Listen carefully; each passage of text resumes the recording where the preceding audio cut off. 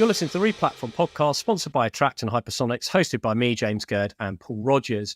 Today is part 2 of our podcast with Jonathan from Loop Returns. We are drilling down into customer experience considerations for your e-commerce return strategy. If you missed part 1, you can catch up on our website. We hope you to enjoy today's episode. And how do you see the state of returns today versus the last few years? Do you see that it's increased a lot, which I think was a trend a couple of years ago, or do you think it's changed since then? And yeah, how do you see this changing in the future? Yeah, totally. So we certainly let, I think, data tell the story, and I think what we've seen is at a macro level in e-commerce is still growing and our merchants are still growing, but the growth is far less than it was through 2020 and 2021. That's probably not a shock to anybody. But when we look back at some of those numbers, and again, I'll talk with accuracy over precision here. We saw something like 70-80% year-over-year growth for our merchants, 2021 to 2021 from 2020. We saw something like 40-50% 2022 to 21. And this year we're seeing something like 8 or 9%. So there is still e-commerce growth in our merchant segment with the merchants we serve. Returns as a percentage of sales are stable and increasing, though it's very stable. I guess when I think of like the state of returns, what I'm observing is there is more of a merchant appetite, but a little bit of fear. There's more of a merchant appetite to charge a handling fee for all returns, all exchanges, et cetera. And there's a fear that the customer expectation is set so firmly on free returns, free exchanges, that will diminish the quality of the shopper merchant relationship. What we've seen, I mean, we can look at like the merchants who have decided to implement a handling fee of $4.99 to process any return, or $4.99 if you want a refund. And what's nice for merchants, I think, is that with real empirical data, we can say that there's negligible, if any, change in shopper behavior based on the inclusion of a fee. Which, if I just zoom out of not just sort of zero-sum unit economics and more into just what does that say? I think what that says is shoppers prefer to buy from independent brands, from modern retailers. And if they're given a great experience, they're willing to pay a premium for it. And there is actually a little bit of a shared destiny and a partnership where I think maybe shoppers have realized that if they want these modern brands that they love to exist, they need to support them, and that there's a willingness to have a little bit of a quid pro quo in that return and exchange world that maybe merchants didn't know about before, or maybe was a little bit different in the earlier days of Amazon sort of leading the charge of, hey, we're going to do free returns and free exchanges, and therefore, if that expectation is set there, everyone else has to do it.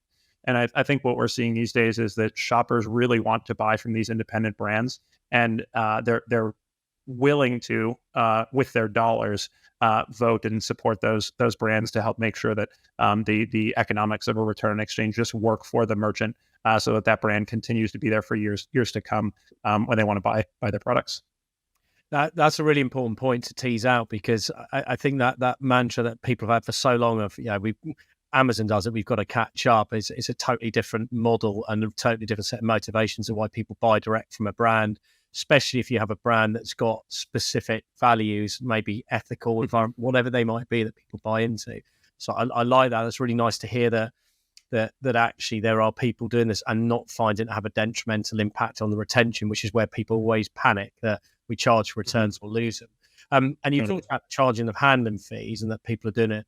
What I'd love to know is what strategies are you seeing work best? Because you've got a blanket one where we're going to charge for everything, versus brands where they might be more granular and target specific types of orders, specific products, specific locations, or even specific customer types. What are you seeing really working for merchants out there? Yeah. Thanks, James. I'll go back to sort of, I mentioned like a first level of automation and a second level of sort of optimization or personalization. And I think we certainly are seeing that everybody's sort of got to do more with less. And so the automation is step one. And any and every merchant is going ahead and setting their standards. With Loop, we're certainly seeing merchants take some really baseline steps. An example would be new versus returning customers, or a different behavior on a first or second order than a third or fourth or fifth. And like this is again, I'll take broad swaths here, or like sledgehammers, not scalpels. But like there's a dramatic difference in the value of getting a customer to buy a second time than a third or fourth or fifth. Like for many brands, once you've gotten a customer to place a second order, that second order is often the most valuable order you can place. And so what our workflows engine does is, based on some of those customer criteria. So like imagine customer returning a first order they've ever placed. We can help merchants decide to charge a fee, not charge a fee, charge a different fee, offer faster or slower shipping on the outbound exchange, offer a different shipping method on the return, different sort of drop-off points, all that sort of stuff. But maybe it's almost like what happens on the first order, what happens on the second order, and what happens on the third order. And those are sort of three maybe baseline levels of sort of personalization where merchants can set those criteria. And then I'll pick on us on Loop a little bit too, is maybe it feels like everyone's behind the times with artificial intelligence these days, but our workflows are still like dumb and need set by a person. And 12 months from now, we need to be able to automate and intelligently, if not set outright, make very clear recommendations to merchants that, hey, based on your average order value, your repeat purchase rate, your customer lifetime value targets, and some other criteria you've set, we believe that you should be charging these fees to these customers in these scenarios on these products and on these order values. And just like making that something merchants can confidently and easily access and leverage and understand the benefit of. And we, candidly require a little bit too much burden on the merchant to make those decisions today for my liking and for what I think we should be doing going forward. Attract, your complete product discovery growth engine. Create relevant shopping experiences that convert into sales and grow online revenue with personalized search, merchandising, and recommendation solutions powered by AI. Find out more at attract.com. And I guess related to that thing about the strategies you're seeing working best, you've talked about like the returns rates holding relatively steady. But are you finding customer expectation vary significantly from like country to country or region to region? For example, are the demands of shoppers and expectations in terms of returns policies broadly the same in North America as they are to UK and Europe? Or do you see that vary widely in terms of where customers expect to get things for free versus willing to pay? Yeah. So this is, I'll acknowledge that if you were to ask me to go a level deeper on the UK policy or expectations and culture, I would fall flat on my face and not be really dialed in there. But we do see, and I'll talk about maybe where we do and don't see differences. Australia, New Zealand, US, Canada, pretty similar cultural expectations, tolerance levels, et cetera. EU and UK, candidly, are sort of like post-submission product market fit isn't nearly as strong as it is in those areas. I believe, based on what we see, is that like the fact that you're crossing so many borders in the EU and the UK based on like point of origin with where the orders are coming from and where they're going back to get to a shopper. That's a lot more complex. There is, in US, there's USPS, FedEx, and UPS, and in Canada there's Canada Post and a few others. And I think the fragmentation of carriers and sort of they're like asset light carriers, meaning like carriers who don't necessarily own their trucks and all of the infrastructure, and that fragmentation plus, like, you take the fragmentation of there are different carriers and sort of first and last mile shippers in all these countries, and then you take the asset light element of it, and we don't have the same coverage to sort of meet those post fulfillment and shipping expectations in those regions, and it's something we're attacking and working with merchants and carriers aggressively on, specifically for the UK. It's a focus area for us to. This will be a quick tangent, but I think that the only way to build great product is to have great empathy for the users of the product. And, empathy requires sort of understanding and experience and being able to sort of touch the flame, so to speak. And historically, we've been so North American sort of centric that we haven't had, I think, an empathy and an understanding for what that post-fulfillment logistics world in the UK is like. And so we're investing heavily in just building a deeper understanding and an appreciation for the merchant and shopper and carrier pain points to make sure that we can solve them effectively. Great. Yeah, I think there's a lot of demand around Loop in the UK at the moment as well, so it makes sense. And I guess kind of on that, what are some of the other features you're working on with Loop? So I've been told by a few different companies that you're working on integrations, globally being a good example, which I think will be massive when you roll that out. But what else are you kind of doubling down on over the next year or so? Yeah, totally. So we'll put a pin in this one, but we're building. I think to really, well, let me back up. We, there was maybe a belief that, like, you could build the right business as sort of a focused point solution in any sort of vertical of our merchants' technology stacks. What I think we're finding is that there's a bit of a critical mass to what we've done in returns. And I bring that up because we're doing a few things, and I'd maybe call out three specific things. One is sort of architecturally, we've been doing this for years, and the over communicated or oversimplified take is like monolith versus services oriented architecture. And Loop started as a monolith where everything kind of happened in this main code base. And over the last couple of years, when we've built new things, they've been sort of this microservices oriented sort of architecture. What we're doing now is taking the core of our application, which is like returns and products and orders and all that sort of stuff, and building that into an open sort of an open architecture. And there's like a go-to-market component of that where, we want to be able to work with merchants beyond the Shopify ecosystem, whether that's an established platform like Salesforce Commerce Cloud, or a headless player like Commerce Tools, or a custom solution where you've got an SI who wants to build. And so for our Shopify merchants, we're going to basically start consuming all of our own core APIs in that open architecture. And then we'll have some options to work with merchants who aren't maybe on the Shopify platform today. So there's like that big architectural component. And then I would say, really, there are two other things as we start to move toward being a little bit more of a platform. There's sort of the platformization of our, I'll talk platformization generally, and I'll talk about that in both post-purchase and what I'll call first mile. So post-purchase, for example, we'll end up having sort of a marketplace where anyone can build an application into it, and call it like reviews, for example. Yotpo or Junip or Power Reviews or Okendo. Maybe someone using that platform, or maybe those companies themselves want to say, hey, you know what? If a merchant is getting a 2-star review, I want to enable that customer to deep link into a returns process and return for a product that they're going to love, so that I don't get that 2-star review.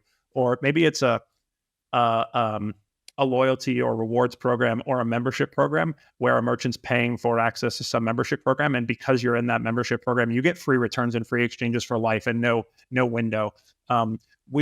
We're now going from sort of like building out custom integrations one-off to having an open platform approach where any APIs and any service levels anyone could need to build into Loop and create synergy between Loop and other platforms will be feasible.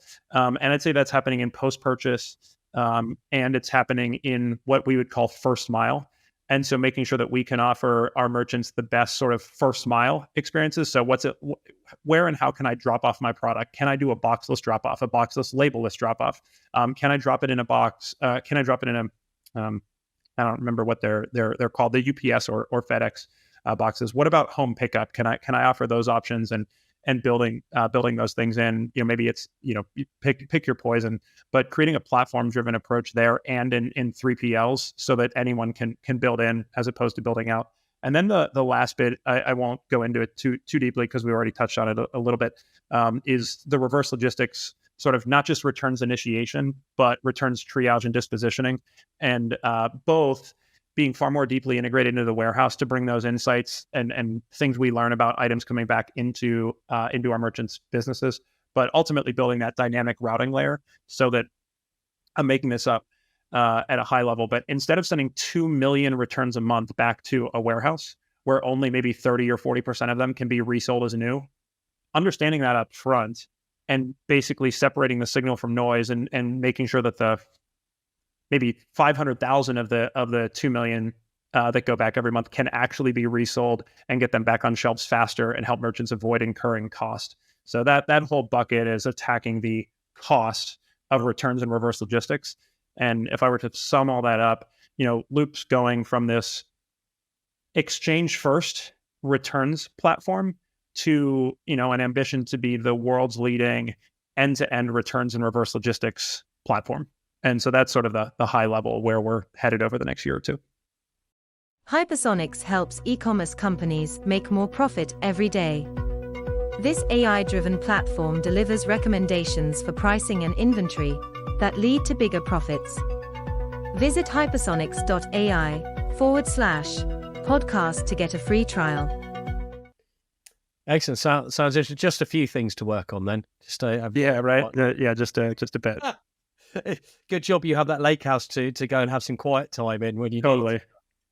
Absolutely. I got a question, Jonathan, around blocking returns. So this started pre-lockdown, and there was some big use cases came out of the US. I think it got a lot of interest in Europe as well. Some big businesses who started targeting serial offenders using like automation, machine learning tools to find these people and say, right, we're not going to allow returns. Yep. I'd love to know what you're seeing. Is this a growth area? Are more people refusing, bad return as they're called, which is not a great term to give customers, but not all customers are profitable. Do you think? Do you have an example of where that's handled well? Yeah, I'll probably pick on Loop a little bit. So we have what we call an allow list and a block list. A block list meaning, and I guess what I would say is that all happens manually. So the way that has to happen in Loop today, it's isolated to a merchant level. So there is no platform level benefit. Merchant A has a bad experience with the customer. Merchant B, C, D, E, and F can't do anything with it. So right now it's totally isolated, data privacy, stuff like that. But if, Paul, for example, you send back a box of rocks when you said you were sending back $200 worth of apparel, and that operator in the 3PL says, hey, they can basically say this was a fraudulent or an abuse. This shopper abused our policy. We can help merchants automate the adding of in this case you, Paul, to the block list. And then what happens is the next time you would go to return, you sort of get an interstitial that says you've got to contact support at hello@brandname.com or something like that to complete your return. We also have the allow list, which is if you just have a great customer and you want to just make sure that no matter what, when and how you want to do it, you can do something there. That said, we're working on two things there. And I feel like I'm repeating myself, which hopefully is a good thing. One is going from like dumb to smart, meaning like right now that's so manual and it almost has to be overseen and set. And we want to be able to help merchants automate that flow and just get people on the right list no matter what. And then second is going from like single merchant to multi-merchant or single tenant to multi-tenant, where we, at our scale, 2 million-ish returns a month now and 4 million in 12 months, every month, we're what's that, 50 million returns a year. And we see every order that's ever been placed on all of our merchant stores. We should be partnering with merchants and their CDPs, whether that, in the Shopify ecosystem is a Klaviyo or a Bloomreach or whatever the case may be, using that returns data to enrich the CDP to change the way we acquire customers, offer shipping methods, offer incentives, offer discounts, et cetera, and taking both returns data and behavior to enrich the CDP, and then the CDP to enrich the workflows and the functionality and returns. And so there's a lot of work left to do, and I think a lot of demand from merchants and a lot of like platform level scale and opportunity that Loop has to be a leader and a transformation agent in that space. Great. And so last question. So you obviously talk to merchants or brands kind of every day about returns of different levels. For someone that's either, is just starting to look at returns in a more sophisticated way, or someone that's looking to generally handle returns in a more mature way, what are some of the key issues you would say they need to be aware of? What are some other kind of bits of advice you have to kind of maximize the effectiveness of the process? Yeah, totally. I guess where I go is hopefully repetitive here in a good way, and sharing some mental models and then some specific advice. But love my Stephen Covey 7 habits. Like, first things first, focus on automation.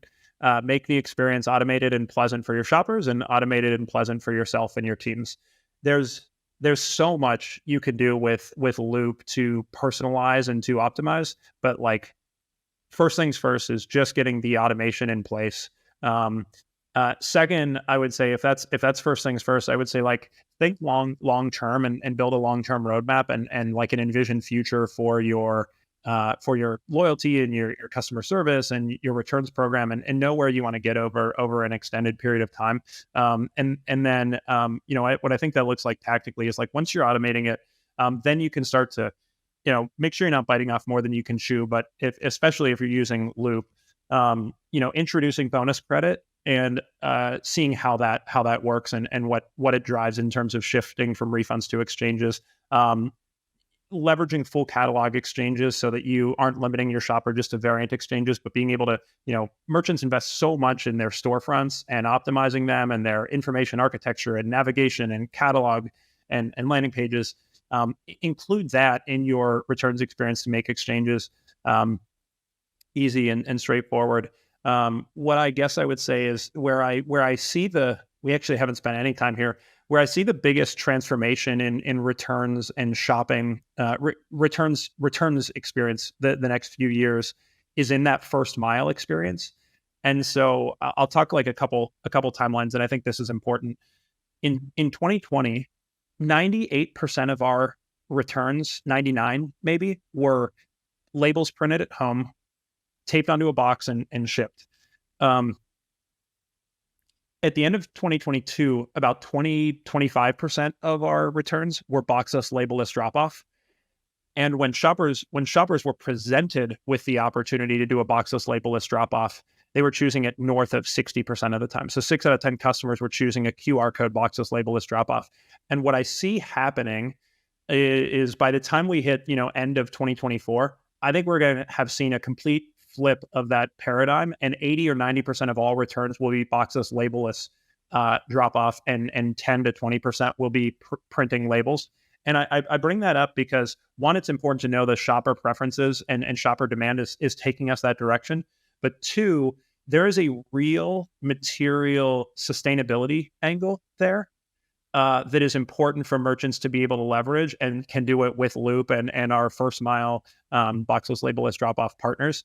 But I think, what we're seeing maybe macro outside of returns too is like the disciplined pursuit of less. Do fewer things better, buy fewer things that you love more, buy from fewer brands that you really care about. And as that's happening, and we're seeing that flight to quality in really everything, but especially in shoppers buying from brands, I do think sustainability in your e-commerce workflows and specifically in returns can be a game changer and a differentiator. And the return on investment for moving that direction for merchants, I think is going to be incredibly high. And one quick, I guess it's a relatively quick question. Yeah. There'll be people listening who think this sounds interesting, but we haven't talked anything about, like, in terms of, how the pricing model works. Can you just give people a quick walkthrough about, what some people might think, well, maybe this is only for large businesses. So how does the pricing work? Like, what's the entry level? Yeah. So our smallest merchants, pay us $600 or $700 a year. And if I'm doing the math right, that's, $50 or $60 a month. Obviously contracts go up, and our average annual contract value, just for context, is about $15,000. So a little over $1,000 a month, and certainly go up from there. We stay kind of excruciatingly focused on making sure, we've maybe more candor. We've gotten out ahead of ourselves a couple times, and we only did it once, and it was a mistake. We tried to raise prices, or we did raise prices without delivering more value. And we've certainly had to sort of reset our own internal, almost mental model that is like, there is no such thing ever at Loop going forward as raising prices without that increase in price being a small fraction of new value delivered, just full stop. And so that's maybe a philosophical approach. But we have, a flat SaaS fee that merchants can choose. And right now our goal is to provide optionality and be friendly to merchants. A flat SaaS fee. Some merchants prefer predictability. They just want to be able to say, I know that returns are going to cost me $500 a month, $1,000 a month. And they just want the predictability of that. And then some merchants want, hey, if I process more returns and I have a heavier return season, I want to pay more. And when I'm using Loop less, I want to pay less. And so in any case, the way we price is largely based on return volume. And we price based on returns kind of moving through the platform. But the model can look different, and we try to accommodate both the merchants who want the predictable fixed fee and the merchants who want to say, hey, I want something a little bit more usage based. And so we've got both of those opportunities. Yeah, it makes perfect sense. And if anyone listening wants to find out more or wants to probe on any specific platform features or even look at a demo, how do they reach out? Yeah. So loopreturns.com is our domain. You can easily consume information and sort of get up to speed on what's possible there today. You can see our pricing. You can request a demo. And then if I can ever personally be a resource, Twitter's probably where it's easiest to find me. My DMs are open. And my handle is my last name, Poma. P as in Papa, O as in Oscar, M as in Mike, A as in Alpha, Poma JP. And so I'm available there, accessible there. And then, I could give out an email address, but you can find me. But yeah, loopreturns.com or, at PomaJP on Twitter. Excellent. Amazing. Look, thanks, Jonathan. It's, it's definitely a highly topical. There's been a lot more talk recently, in press as well around like return strategies. And I'm working with a couple of small businesses where they're really trying to fix their returns processes at the moment. So, it's an interesting area. And thanks everyone for listening. We hope you've really enjoyed the episodes.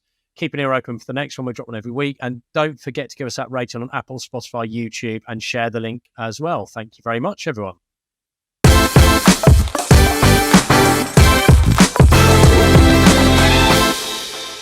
For more information on this topic, head over to replatform.fm for our audio podcasts.